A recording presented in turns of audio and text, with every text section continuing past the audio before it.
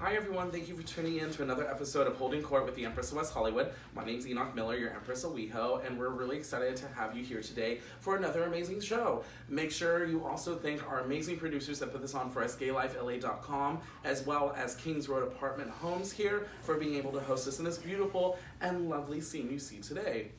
Also, don't forget to come out tonight from 7 to 9 p.m. at Kitchen 24, where we'll be having our issue release party for West Hollywood Magazine that just came out a week and a half ago. So if you guys want to come out, meet the neighborhood people and also the people that contributed to the magazine, just come up, show up, K24, 7 to 9, and come show. We'll love to see you there. I want to thank our amazing guests that we have here today, Michael Lucas. Hi, Michael. How are you? Good to see you. Good to see you as well. Good to be here. Thank you for traveling all this way to be here in LA from New York. We're always honored to have you here in our beautiful city.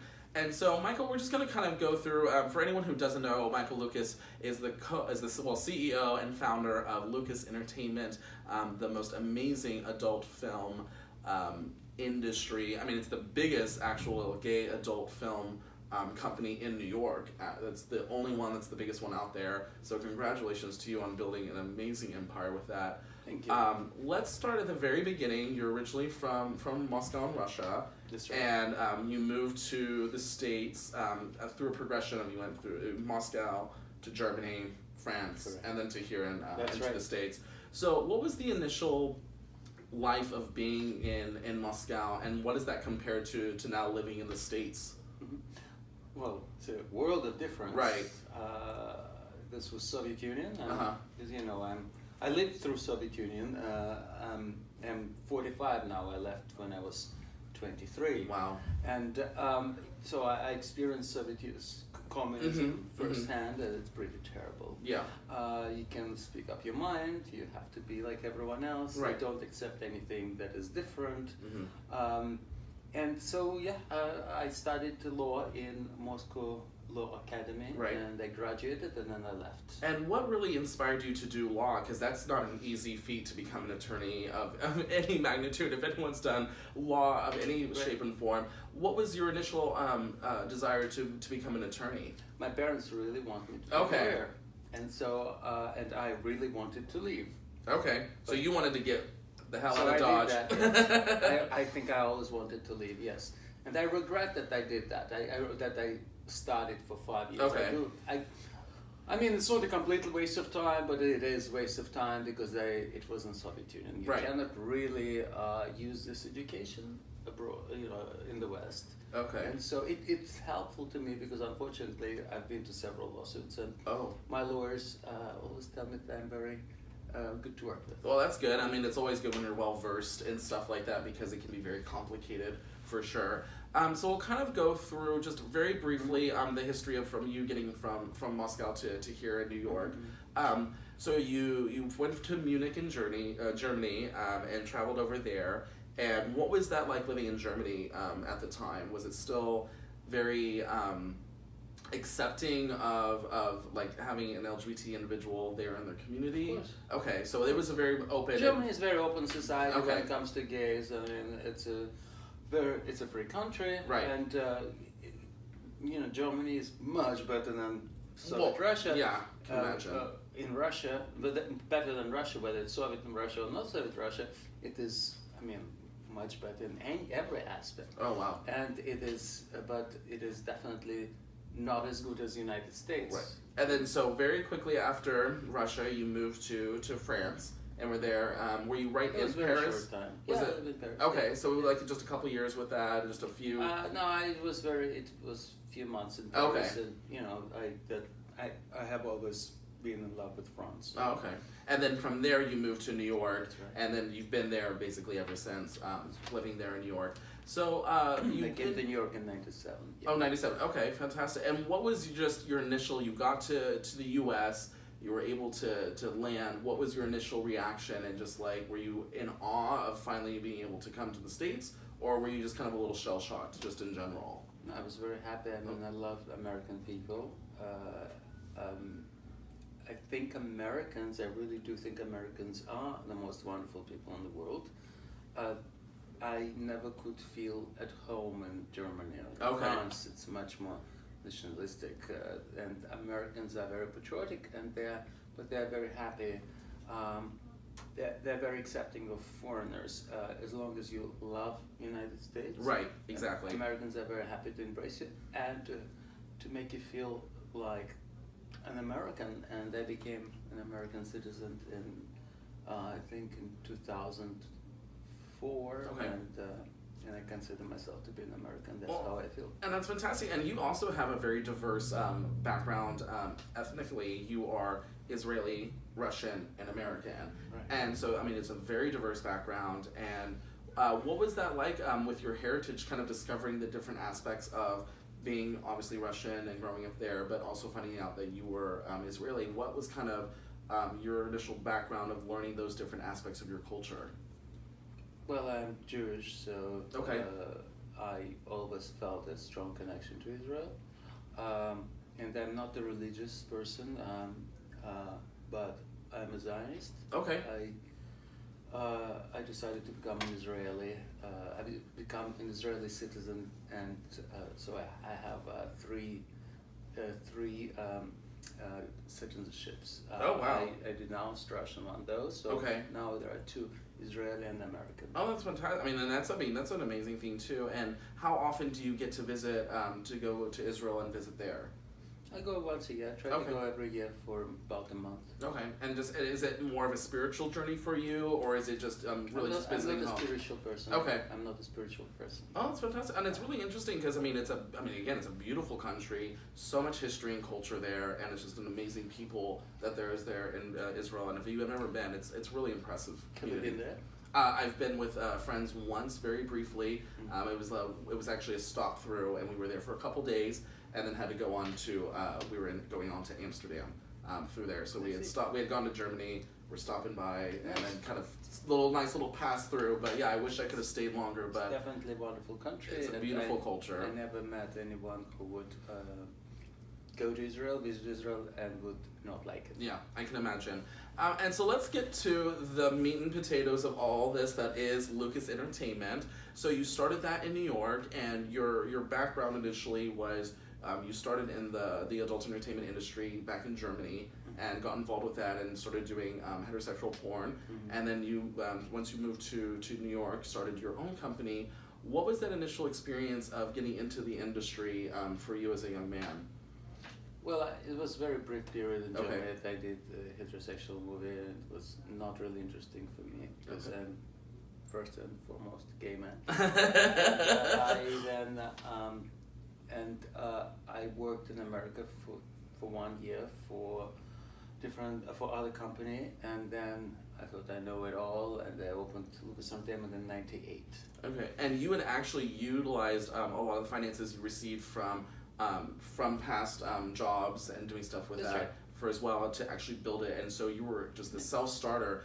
Was it very difficult in the very beginning to actually get Lucas Entertainment off the ground, or did you kind of really have a nice way to navigate? It was difficult because I didn't have any investors, and I'm glad I never did. So I learned how to use my money sensibly, and but slowly it was growing, and I'm very proud of where we are right now. Mm-hmm.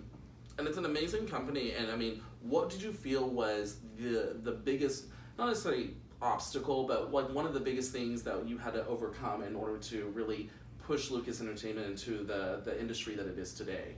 Well, when you're a very little company, no one is taking you seriously. But then with time, as you grow and you're successful, everyone wants your business, and everyone starts competing for your business, and then it becomes easier. And I'm very proud that now I have 12 employees in my offices, and that I can provide them with medical insurance, with vacation, with pension plan, and this is something I'm incredibly proud of, that I could come to this country and give good living to some people. Yeah, and the great thing about what you guys do as well, I mean, you're very good to your models, you're very good to the people that come and do the work for your industry, and it's really impressive. I've heard nothing but great things and seen great things online about what you guys are as a company, and it's a really great testament. What do you find in general in New York or just in the US is one of the maybe not the biggest struggles, but one of the biggest issues you deal with as a gay-owned business? The biggest issue that I deal with? Mm-hmm.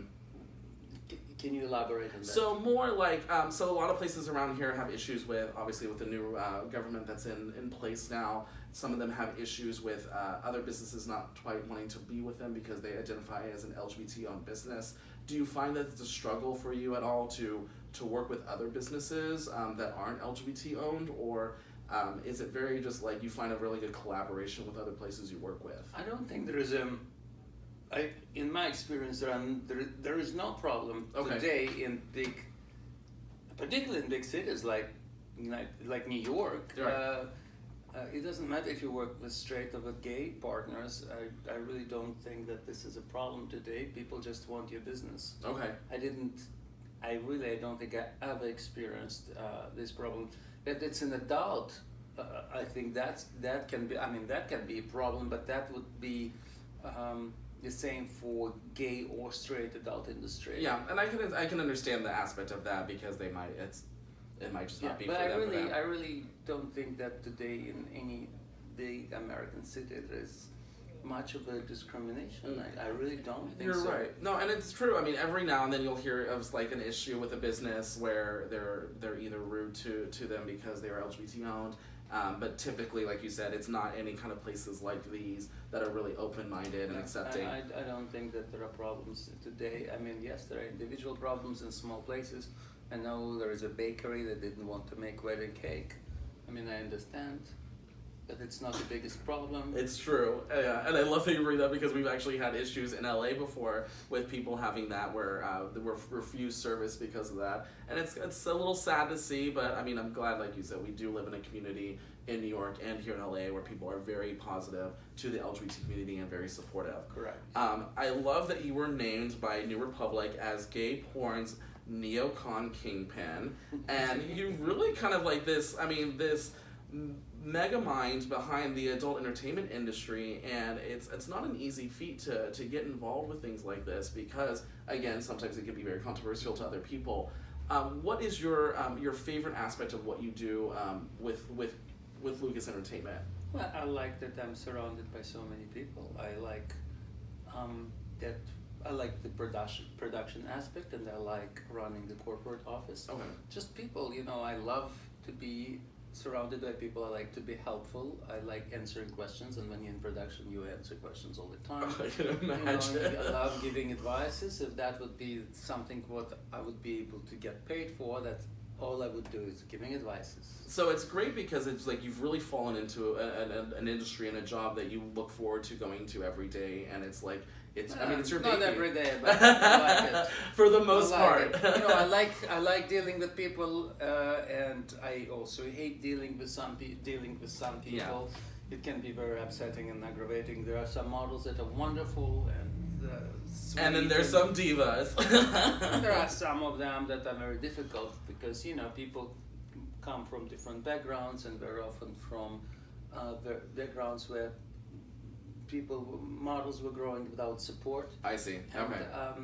Where and that damages people and make them aggressive and unreasonable, lacking common sense, and that's a challenge. But And you live and survive and you move forward. I'm glad that you brought up the director aspect of doing that.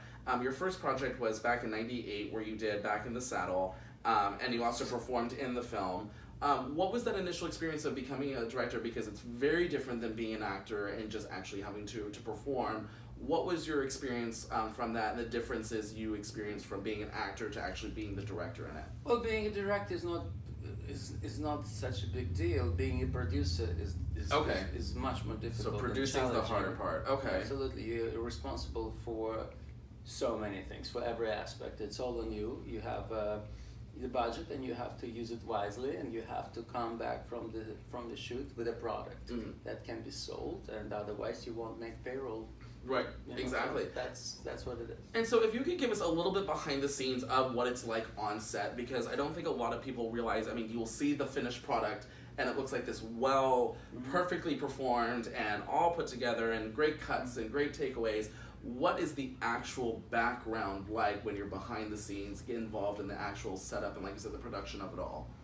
Well, to run you through the day, you know, models are arriving hopefully on time, which is about 8 o'clock in the morning. Oh, wow. There's makeup, there's hair. We still do that. Most of the companies can't afford it, unfortunately, at this time. And there's so much piracy. The models go through makeup. Okay. Then douching, cleaning up. Yeah. Then after that, solo photos, glamour pictures, then with a hard on, then there are pictures taken with together with partners, with a partner or partners. Then after that, action photos, and then you go into action. Okay, so you actually do all the stills Yes. first before you even do the production. And then throughout it's some of it. And Okay. then we are also photographer stays and take pictures I see. throughout Okay. the production. And then we do 2 scenes a day. So Okay. and then the next group of models come in. Depends, it's 1-on-1 or 3-way or more. All right. And then everything starts from the beginning. Okay. And so how long would you say, like, total hours involved does it take for one scene? Sex itself, action will be about 40 minutes if it's 1-on-1. Okay. And it's longer if it's more people. Okay. But we're trying to film without breaks. So Oh, wow. without, I don't like too much editing. It should Okay. be uninterrupted action. So Gotcha. So it doesn't kill the energy. Right. Well, and also, you're setting a mood of people don't always necessarily take breaks while they're having sex, and it's usually a lot straight of companies process. cheat. They do faces, then they do penetration, Okay. then they do bodies. We want to move around the action and kind of document what's happening instead of cutting it. And you can see a lot of companies, you have a lot of editing. It's Okay. Cut. We're trying to give this feel that like the viewer is there, kind Okay. of like that feel, like it's uninterrupted action. That's the goal. The less cuts, the better it is. Oh, fantastic. So what is the longest shoot you have ever been on, directing or producing or otherwise? The longest shoot would be when I worked for other companies. Oh, wow. And how long was that? Usually like an entire day would go by or a couple days? In 1997, when I worked for another company, it could take 8 hours for Oh my sex. And that was difficult. You know the doctors say after 4 hours of an erection you need to go to the hospital? Who told you that everyone will have an erection? That's crazy. That's a problem, that some people wouldn't have an erection. You know? Wow. But so yes, because after some time, after an hour, 2 hours, 3 hours, it's okay. But more than 3 hours, you will probably hate your partner. I can imagine. And that's all. That's just taxing on an individual in general of trying to stay, like you said, performing on. Like you have to be on the entire time. That's insane. So I want to switch gears just a little bit because to me it fascinates me the behind the scenes of it all, because a lot of people don't realize how much goes into what you guys have to do and actually put out a scene, even though it ends up being typically like 15 to 20 minutes in roughly about per scene. 25, 30 minutes. Okay. But in our company. Okay.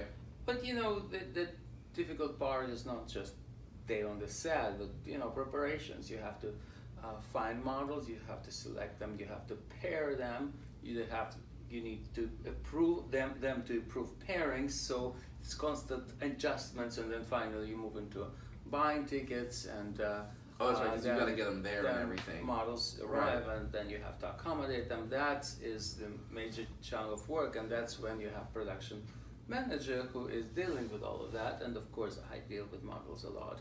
And we film not just in a studio in some way or in the apartment. We film mostly abroad. We go to a beautiful place somewhere in the mountains of Barcelona or Mexico, Puerto Vallarta, and we rent a big villa, and all the models staying together and having this beautiful experience, Lucas and them experience, when everyone is eating together, everyone is going on trips and having a great time, and taking pictures in beautiful locations on the beach and in a beautiful villa, and that is Lucas Entertainment experience. And we always try to make sure that everyone is doing social media, so that experience is shared with a viewer. And that's fantastic. And I love that you kind of cultivate an atmosphere of family and coming together and it just being one big happy family with all of it. For 10 days. For 10 days, right? For just enough time until they get you out of there. What is the most difficult aspect of pairing models sometimes together? when families are together for a long time, they start fighting. Have this problem. All right. For 2 days. So how do you find? Do you have to have a sit down with the different models to find who would be good scene partners with another one, or is it more because you've worked with them on different instances before? I always ask when I interview people. Okay. Usually I do it via Skype or FaceTime, and Okay. I always ask guys, tell me what's your ideal type, and then I also tell them to go on our website and send me 5-6 models names that they think are the best match, and then after that, when we pair people, we send them their partners to approve them. Okay. So they have a little meet and greet before they actually come on scene. No, they approve photos. I see what you mean. Oh, okay. So then going through the production value of it all and getting it all together, what do you find is the most interesting aspect of what you have to do in order to produce a scene or a collection of scenes to do either a small video? What's the biggest part of it all that really goes into to where you're like, oh my god, this is just the biggest aspect of work you have to do in order to get something produced? You mean, well, it depends. You're talking about the day on the set, or you're talking about pre-production? through the entire process. What do you think is the biggest portion? To close the cast and lock the scenes together, because that takes weeks. Oh wow! Production takes 10 days, and we film 2 scenes every day. Gotcha. Which is a lot of work, but that's 10 days, and then you have about 2 months before production of preparation. Oh wow! So you have a lot more when it comes to prepping for everything than actually on the set. Because otherwise it will be a mess. Yeah, yes. I can imagine. Because when you're filming 2 scenes a day, you have to everything be on time and going very smoothly, and for that you need to spend lots of time and prepare the production. Yeah, I can imagine, and I mean anything with production, especially everyone around here knows, but a lot of people, because we have the film industry out here, are very aware how difficult it is with pre-production of getting location, getting all the stuff with travel taken care of, and all this stuff, like you said, with budget, making sure everything fits. So I can see how that can be the most difficult aspect. Correct. And then I'd love to shift gears, because you are an amazing philanthropist and do so much work to promote first of all, the LGBT community, but also bring light to a lot of different issues out there that a lot of people might not be aware of. And so I'd like to talk about, you've done a couple documentaries, and so we'll kind of go through those and just have you give us your feedback on what inspired you to do them, and then why it was a big passion for you. So the first one is going to be, we have the campaign of hate Russia and gay propaganda, and that's a movie I filmed in Russia, and that was in the time when Russian legislators trying to introduce the anti-gay laws that were the law that in the end went into effect was a law about propaganda of pedophilia and homosexuality, just like this in one line. And before this law, this legislation went into a law, I went to Russia and I interviewed everyone from the legislator, from the member of parliament who introduced it, to gay community leaders, and to teachers in school, in schools, to gay activists, and just folks in the street, and then it became I think a very good documentary. It was on Netflix for 2 years, and I did another documentary in Israel that had about gay life in Israel, and that was a much lighter documentary because Israel is a very welcoming country when it comes to gay rights. It's it has a thriving gay community. Has lots of I mean, it's just not an issue to be gay, right, man or woman in Israel. And I love the title you had for it. It's Undressing Israel, Gay Men in the Promised Land. That's right. And you're right, it's a very lighthearted and just kind of celebrating the culture that is allowed there and right. what they do to thrive. Yeah. And it's just beautiful. I filmed the Gay Pride that right. has in Tel Aviv that has 1 million people, and there are about 7 cities in Israel that have Gay Pride now. Okay. And I talked to gay activists, of course, and talked to gay guys, and talked to drag queen. I talked to gays and lesbians. I mean, it's a fun documentary, and it has lots of hot guys. Yes, it does. It has a lot of really sexy men in it, and if you haven't checked it out, it's called Undressing Israel, Gay Men in the Promised Land, and it's on Vimeo. You can go check it out on there as well. And it was just really interesting because that one was your first one that you did right. before you did the campaign of hate. And the campaign of hate, Russian gay propaganda was just the main inspiration to do it, just celebrating your heritage and your culture of it being such an accepting community, or was there something else behind why you wanted to produce that?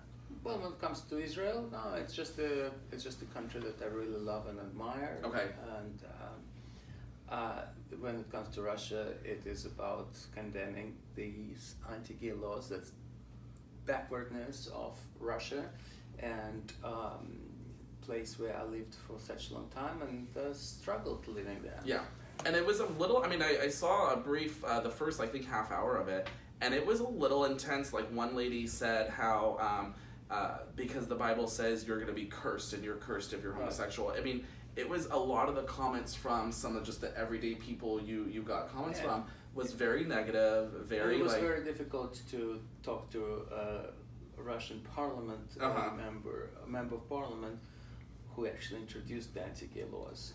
But you know, the thing is crazy. That of course there are people all over the world in any country that can say, well, you know, homosexuality is a sin, and you know, talk about Bible. But the problem with Russia is that while the West is moving forward, Russia is going backwards. Exactly. So that's a problem. And that's I think the biggest thing you really point out in that documentary is the fact that, like, the entire world is progressing and moving in this along, and Russia is digging its heels in and stepping backward constantly and going back on what they're trying to do with gay rights. And so, I mean, it's a little depressing to watch, but it's amazingly informative as to what you really see in the Russian community.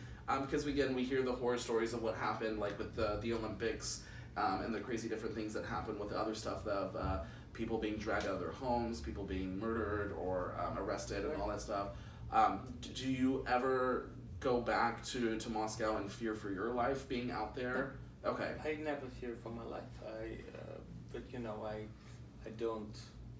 You know, when I come to Russia, I hang out with my friends and with my family mostly. With my family, and I don't really walk by myself at night Gotcha. to gay clubs. You know, I mean, that's not what I do. Gotcha. So you really just kind of, I mean, you're there, but you're not kind of putting it out there. That's like, no, I'm when I go there, I go only to visit family members that are not living in, who is not in America. Right. So that's all I do.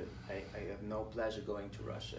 If I go, I only go through family. To see some family. Yeah. And so how were your parents when you initially came out to them and let them know, hey, mom and dad, I'm gay? What was their initial reaction to all that? They were really good. Awesome. They are very open-minded when it comes to sexuality, which is great because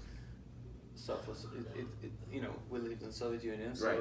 most of the people are close-minded people, so I was very lucky. Oh, it's beautiful, and it's always great to have parents that are supportive like that, and like you said, especially in a communist country where almost everyone else is very down-putting. Well, you know, in Russia, people at this time didn't know much about sexuality in general. Right. They didn't know much about heterosexual sex because this was not a topic that was ever discussed. Okay. That was big taboo, and you know, people were prudes. So, yes. I could believe that, and honestly, I mean, people are very religious usually over there, or they're just very afraid. No, in the Soviet Union they were very atheist. Oh, but they are very atheist. In Soviet Union? Yeah. Yeah, absolutely. It's a communist country. In communism, you don't believe in God. Oh, that's true. Okay. It was a godless country, and then now it is a very religious country. So it's that's just switched fascinating. from believing in communism to believing in Jesus and believing in God. I'm sorry, believing in God. Right. So that's really, and so I mean, was it just a night and day shift from communism to religion? Pretty much. Okay. Pretty much. People pretty much, replaced a picture of Lenin with an icon. Wow. That's really interesting because you hear a lot of places that will find religion and have this like kind of influx of a religious community, and it kind of bleeds its way into, instead of where it just was like shift right from communism to religion. So that's a very interesting concept. And where are just people there just desperate for something to hold on to or to believe in, that they cling to it, or what's your experience on that? I think people all over the world in general want to believe in something because without a belief it's difficult to live and difficult to be sick and die and lose your loved ones. Yeah, no, I completely understand that. For me, I'm an atheist. For me, it is, I think, more difficult to lose, people that I love, and not scary enough to start believing. No, and I can totally see with that. And another aspect of what you do through philanthropically is you do a lot of work with PrEP and all about safe sex and making sure you guys take care of your health. I know you're very big on that with your models and the people that work for you as well, making sure they're well protected and taken care of. What do you think has been the greatest accomplishment with PrEP and the different things that come with like Truvada and Triumec and the different options that are out there? Well, I think PrEP is one of the best things that happened to gay community because people are not afraid any longer of having sex. Okay. Because before that, I think particularly people of my generation, we lived through HIV crisis. Right. Exactly. And, I was always afraid of having sex. I had a lot of sex always, but I always had a fear of getting HIV. And also another great thing about that, and it's very liberating when you are no longer being afraid of getting tested and no longer afraid of having sex. And another thing is there's no more fear of having sex with people that are HIV positive. In fact, there is no people, I think, not asking any longer, hopefully not asking as much as before about the status of another person, because this is a very personal issue. Right. And with PrEP, when people are on PrEP, they're protected, and there's no need for this question. And now also important that with partner studies, people also know that when the person is on HIV medication, the positive person is on HIV medication, he's becoming undetectable and cannot pass HIV to another person. Exactly. So when you are on PrEP, you don't even need to know the status of another person. And so I'd like to get your point of view on the stigma that a lot of people seem to have, where it's a little bit, there's some people are 50-50 on the idea of this whole concept of like this whole fuck without fear, and being PrEP being just like, now that you're on PrEP, you don't have to do any kind of protection and you don't have to take care of yourself. What is your point of view on that mentality of the younger generation kind of just saying, I'm on PrEP, I don't have to use condoms, I don't have to do anything? Well, look, when we're talking about afraid of having sex, we're talking, the reason of afraid of having sex is HIV. Right. It's not STDs, it's HIV. People were afraid of getting HIV, as you know, from 80s and on. Oh, yeah. Until, back in 80s and beginning of 90s, that was a death sentence. So people were afraid of getting HIV. People were not afraid of getting STD because STDs are treated very easily. Okay. And so that's what is the most important. Nobody's claiming that PrEP protects you from STDs. Everyone knows that it's not protecting from STDs. So I don't even know why people are saying, "Oh well, don't you know it's not protecting you from STDs?" It's not claiming to protect you. No, exactly. STDs. It's just, I think that a lot of people are having an issue with some campaigns that have been put out there saying it doesn't specify the fact that, oh hey, you just don't have the fear of HIV anymore instead of, hey, but still also protect yourself. I mean, a lot of people want to, look, there are people that want gay men being afraid of having sex, you know. Straight people do not have fear of having sex. True. And I think that it's, great thing that gay people I can actually enjoy having sex finally. Yeah. Because for so many years, we couldn't enjoy having sex. We were scared. That was a part of, I think in every gay man, at least of my generation, it was always in the back of our mind. Got it. It was a constant state of fear of always in there. It was a constant state of fear, no matter how careful you are. I always used condoms back in the days, and until 5 years ago when I went on PrEP. And I was always scared to go and get tested. There was always this terrifying moment for me. And now as I'm on PrEP, I never worry about that. I'm never afraid, and that's very liberating and very important. And yeah, of course, anyone can get this STD, and anyone can go to see a doctor, and it's very easily getting treated. You don't need to go on the cocktail of medication. Right, exactly. When it comes to HIV, you have to be on medication. It's much easier medication than it was years ago, but it's still, you're married to this medication for life until something will be found. The good thing about PrEP is it's a choice. You can be taking it when you are sexually active, and you can stop at any time when you're not sexually active. So I think, choice is important. You have a choice. Yeah, and it's fantastic, like you said. I mean, it's just, what have you seen that this has done, having the availability of PrEP for the adult entertainment industry? Has it completely revolutionized the gay adult industry of being able to actually have your models and your actors be feeling that sense of not having fear with anyone? Because I mean, how often do you have to have them get tested in general? 2 weeks before production. Okay, 2 weeks before production. 2 weeks before they're seen, they have to go and get tested. Okay, and so 2 weeks before they have to go and get tested. So for the adult, especially the gay, it doesn't even matter. What's most important is that, to your question, because of PrEP, we make sure that everyone who is negative is on PrEP. Okay. We make sure. That's fantastic. I mean, again, and I'm just so amazed what technology and medicine has done to really help give people, especially people that now are HIV positive, living long, healthy, normal lives, and never, like you said, undetectable. Now we should just fight that stigma, because it's very difficult. I think it is very difficult to be HIV positive man. It's getting easier now, but my ex, he was positive, and I remember he asked me when we went on the first date, he told me, I am HIV positive, and it was the first thing he told me, and they asked him, well, why that question? He said, because I don't want to waste my or your time. And they asked him how many HIV negative people will not want to go with him because he has HIV, and he told me 8 out of 10 oh, wow. would either say right away, straightforward, that they are not comfortable with that, or will just disappear, and and sometimes would be, he said, just rude about it. Yeah, and so I think PrEP is important because that eliminates his fear. Yeah, and I think you're 100% right. It's that stigma that still lies around that. I mean, they kind of treat you like a leper if you're HIV positive.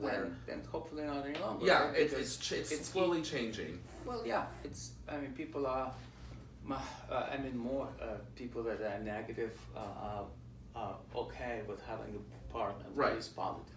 Yeah, exactly. And so you also do a lot of work with the New York LGBT Center, Community Center out there. I don't. Oh, you don't do that? Sorry. I'm not involved with Gay Center of New York City. No. Got it. So sorry, that was my mistake on that. That's why I got to recheck my work with that. No, it's okay. I mean, I think what you're confused with is that Gay Center of New York City had a group that was very. It was an anti-Israeli group. Oh, really? And I got them out of banned them from having meetings in Gay Center. Oh, okay. So what was the initial reason of them being a part of that? Were they just, it was just a space for them to utilize, or were they? That's right. Okay, so it was just for that. Okay. With a hate towards a country, and that has nothing, no place in gay center. Gotcha. They were not gay organizations, and they had a negative message instead of positive message. Okay, I understand. So you helped it was against, remove them. It was not for something. Gotcha. And so you got them to remove from the center and was getting They them were out of that. banned from having meetings in the center. Okay, gotcha. And it's, I mean, again, it's a thing. I mean, I love the fact that you put out there that you're a positive individual. You bring out this whole aspect of wanting people to be loved and actually share each other's love and be respectful to everyone, which is really amazing. And it's too many people don't do that anymore, to where they actually fight for justice and doing things that are right. I fight for what I believe is right. Exactly, and that's fantastic. And again, too many people don't do that like they should and actually take a stand against something that they see. Well, that's why you leave Russia, which is oppressing, and where you have no freedom of speaking your mind, and you go to America where you can say whatever you want to say. Exactly. Well, for the most part. Well, you cannot call for violence, thank God. Right. Yeah, exactly. What would you say? But I mean, in America, you actually can say whatever you want. Oh yeah, no, yeah. For the most part, you can get away with that. You can just say whatever you like. Yes. As long as you are not calling for violence. Right. You can say whatever you want. You can campaign against the president. You can call the president names, and that's what people do all the time. I mean, there is this is something what a lot of countries all over the world just can't even imagine to do. Yeah. This is a thing that is allowed in the West, and in America, of course, that's an epitome of freedom. Yeah. And I know it because I lived in other countries. Yeah, and I mean, a lot of people do not appreciate what they have. Oh yeah. We have a lot. Yeah, and you're right. We sometimes really forget the fact that we have so many freedoms that so many other countries do not have the privilege to have. Absolutely. Yeah, it's really, I mean, it's sad, but it's, I mean, again, I've never been more proud of being an American always, because it's such an amazing country. You know, we have all the mechanisms to fight for the causes that we think are important. Look, in America, we could fight for gay marriage, while in Russia, you cannot fight for gay marriage. Exactly. I mean, there are no mechanisms for that. Exactly. It's not in, you just cannot use courts, you cannot use laws. There's nothing to protect minorities. Yeah, and it's so sad, but again, we're glad to be in a place where, like you said, we have that freedom to go out there and stand for what we believe in and to fight for it. Win, yes. Yeah, exactly.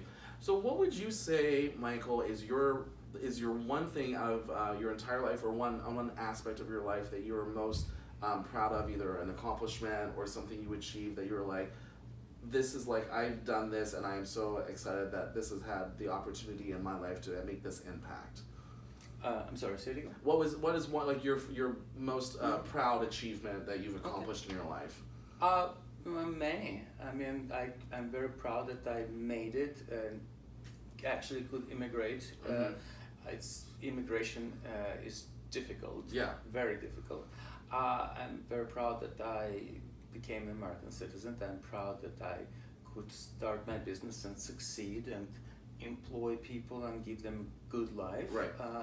And I'm very proud that I could bring my family here to the United States. I brought my grandparents and my parents and my brother, and that was for me a milestone.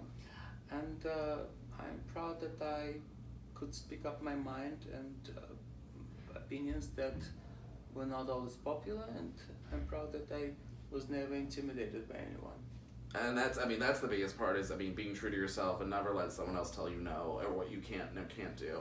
So that's amazing. And what would you say to someone, or yourself maybe 20 years ago, where you were just like, one piece of advice that you could give someone that's looking to either get involved in the adult entertainment industry, or just look out and starting their own business, that you could tell them that would be a good piece of advice?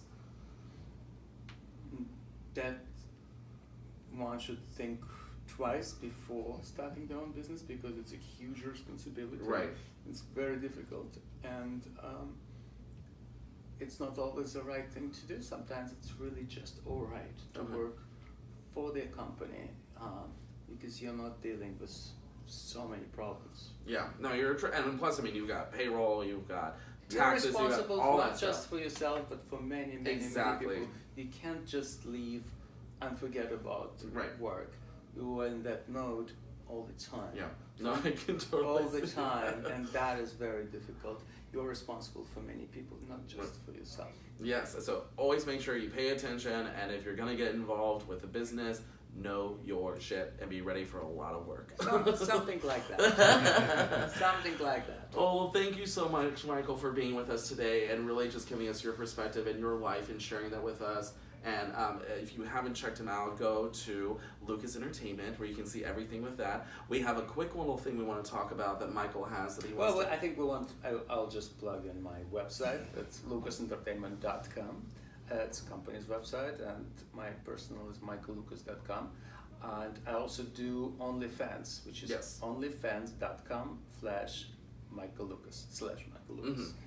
onlyfans.com/michaellucas, and that would be it. Oh yeah, and if you want to go, we didn't talk about really sex, right? Well, anyway, our company is now producing a line of toys, and which these, I mean, ladies and gentlemen, and this is our new. This is a replica of our model Dylan James. And so if that's not big enough for you to see, he's gonna get it closer. It's very big. And we'll put the link. We'll put the link in the description as well. Right? Perfect. Okay. Here you go, Dylan James, and it's look at that, non-toxic, naturally bacterial resistance, hygienic, dishwasher safe. Really? So lesbians, if you want a dishwasher safe dildo, go to lucasentertainment.com to purchase yours today and get yourself some good dick. So thank you so much, Michael. We really appreciate it. We made it with gay men in mind, but absolutely by all means lesbian. Oh yeah, of course. It's made with gays in mind, but I mean, girls, get your party on. LGBT friendly. It's LGBT. I'm sorry, LGBTQ friendly. Right. LGBTQ plus and everything in the sun. Thank you so much, Gay Life Relay, for helping it. Thank you, Gay Life Relay, so much for being our producers here today, and also Kings Road Apartment Homes. I want to thank you guys for helping host this here today. Make sure to tune in next week where we'll have our amazing guest, where a little rapper that's going to get a star going on. So make sure you tune in. Thank you guys so much, and we'll check you out later. Bye.